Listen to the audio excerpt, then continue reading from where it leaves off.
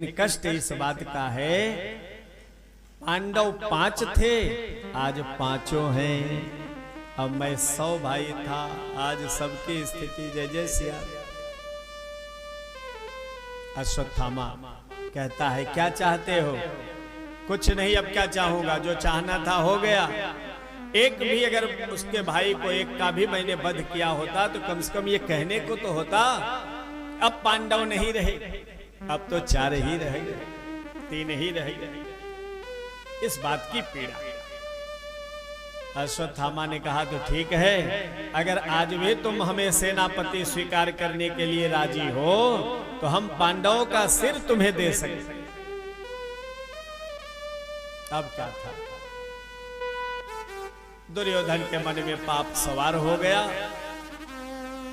अब पापी ने अपने रक्त रंजित रक्त से मस्तक में तिलक कर दिया।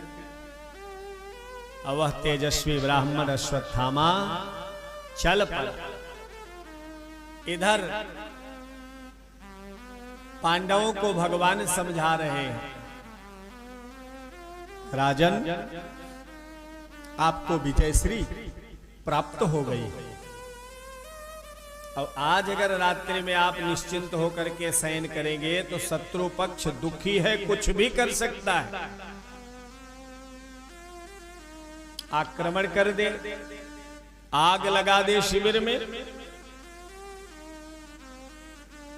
विष पिला दे, कुछ भी कर सकता है। भगवान ने सांकेतिक भाषा में सारी बातें बता दिया जो होने वाली। तो कहा क्या करना चाहिए प्रभु? कहा मेरे साथ चलो, सारे संतों का आशीर्वाद लो, कल तुमको राजगद्दी पर बैठे। महाराज युधिष्ठिर आदि पांडव भगवान के श्री चरणों से लग गए और भ्रमण करने चले गए, संतों का आशीर्वाद लेने चले गए। इधर सायंकाल का समय हुआ, काकलोकन न्याय का आश्रय लेकर के अश्वत्थामा शिविर में प्रवेश कर गया।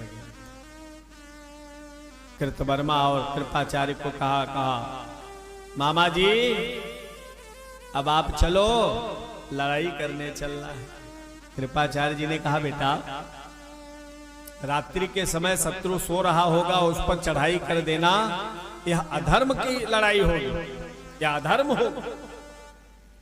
अश्वत्थामा ने कहा धर्म अधर्म का पाठ मुझे मत पढ़ाइए, इस समय मैं सेनापति हूं, जो मैं आदेश कर रहा हूं उसका पालन करें।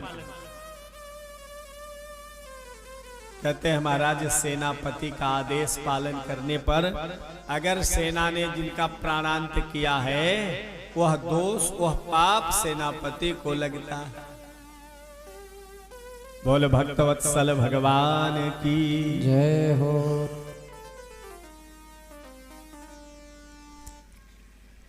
और जैसे ही महाराज शिविर की ओर गया है, महाराज युधिष्ठिर भगवान भोलेनाथ से निवेदन किए थे, प्रभु मेरे शिविर की रखवाली कौन करेगा? तो भगवान द्वारिकाधीश ने रखवाली के लिए भोलेनाथ को नियुक्त कर दिया। अश्वत्थामा जैसे ही शिविर के गेट पर पहुंचा, त्रिशूल लिए हुए भगवान को देखा, घबरा गया, अब तो कल्याण ही हो गया। शिव का अंश ही था, समझ गया कि इनसे पार पाना तो मुश्किल है, इसलिए अपना ही मांस काट काट करके हवन करने लगे। भगवान भोलेनाथ की प्रसन्नता के लिए अपना ही मांस काट करके वहीं कुंड बना के हवन कर रहा है। और जैसे ही गला काटने के लिए तैयार हुआ, भोलेनाथ पकड़ लिए, सावधान सावधान, बरमब्रूही बरमब्रूही, क्या चाहते हैं? कहा महाराज चाहता ये हूं कि बाप अपना ये खड्ग हमको दे दीजिए और हमारे रास्ते से हट जाए। अब क्या था भाई, भोलेनाथ को प्रसन्न कर लिया और शिविर में प्रवेश करके महाराज आग लगा दिया। जहां पांडव सोए थे वहां पांडव, जहां सोते थे वहां पांडव पुत्र सोए हैं, 5 का सिर काट लिया और सबको महाराज आग के हवाले कर दिया। जो अपनी जान बचा करके भागने लगा उसको कृपाचार्य और कृतवर्मा अपने बाणों का शिकार बनाते। महाराज देखते देखते संपूर्ण शिविर में भयंकर जो है चीत्कार मच गई, लोग चिल्लाने लगे, तड़फड़ाने लगे। प्रातः काल हुआ, भगवती द्रौपदी का शिविर में प्रवेश हुआ। अपने पुत्रों को जब बिस्तर पर नहीं देखा, केवल धड़ पड़ा है, सिर नहीं है, रो। माता शिशूना निधन सुताना निशम्य घोरम परितप्यमा तदारुदद्वास्पकलाकुलाक्षी ताम सांत्वयन्नाह किरीटमा। कहते हैं महाराज, शिशु नाम माता, सुता नाम निधन। कहते हैं महाराज, वह बच्चों की माँ अपने बच्चों की मृत्यु पर जो है रो पड़ी।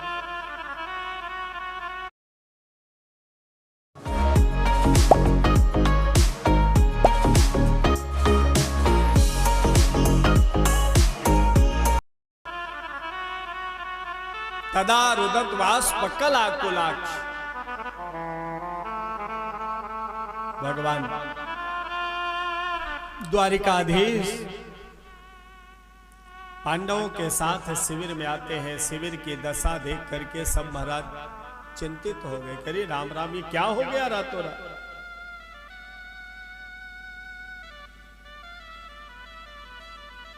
अर्जुन ने संकल्प ले लिया, इस घटना को अंजाम देने वालों को मैं जब तक द्रौपदी के चरणों में नहीं डाल दूंगा तब तक अन्न जल ग्रहण नहीं करूंगा।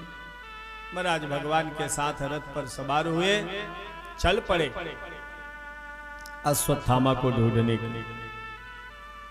इधर अश्वत्थामा सिर ले आकर के दुर्योधन को दिया। दुर्योधन को बताया, कहा मित्र देख लिया, जो काम तुम लोग इतनी सेनाओं के साथ नहीं कर पाए, मैं एक ही रात्रि में वह काम क्या कर दिया। कहा पांचों पांडवों का सिर ला। क्या कहा? अरे भाई तुमको विश्वास नहीं हो रहा है तो देख लो। कहा ठीक है, तो मुझे भीमसेन का सिर दो।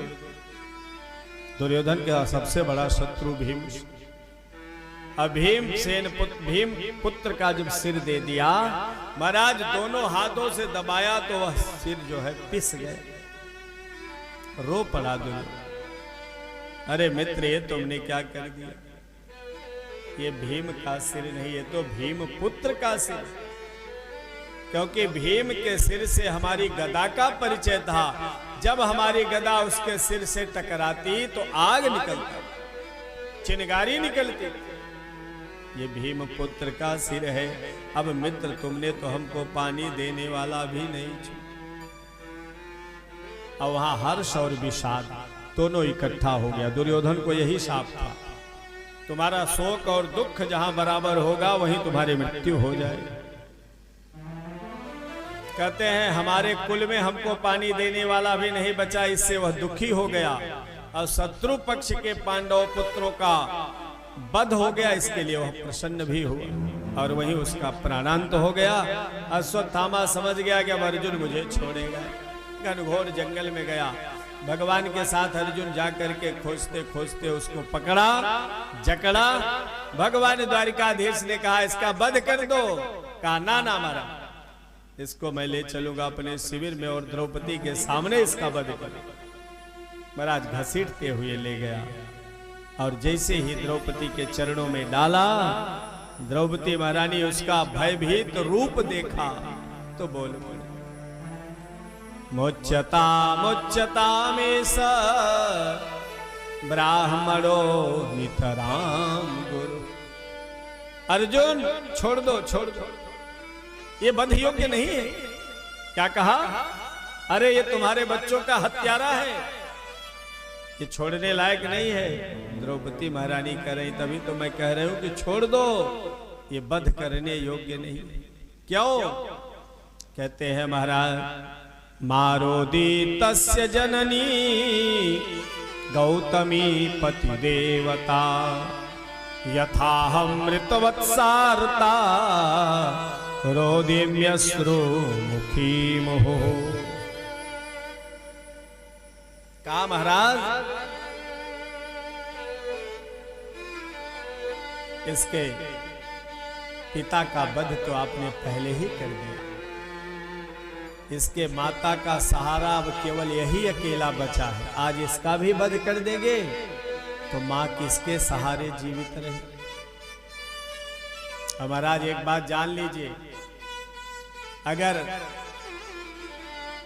कहते हैं महाराज किसी के राज्य में छोटी बच्चियां अगर रोती हैं, विधवा स्त्रियां रुदन करती हैं, बूढ़े बुजुर्ग रोते हैं, दुखी होते हैं, तो महाराज उस राजा का पुण्य नष्ट हो जाता है, राजा का सर्वनाश हो जाता है।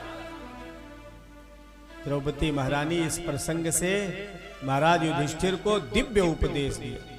अब महाराज राज्य की तो बात छोड़िए, अगर हमारे आपके घरों में भी बूढ़े बुजुर्गों की अवज्ञा होती हो, अपमान होता हो, उनके नेत्रों से अश्रुधारा बहती हो, अगर माताएं रुदन करती हो, माताओं को कष्ट दिया जा रहा हो, जिस परिवार में छोटे छोटे बच्चे बच्चियां रो रही हो, तो महाराज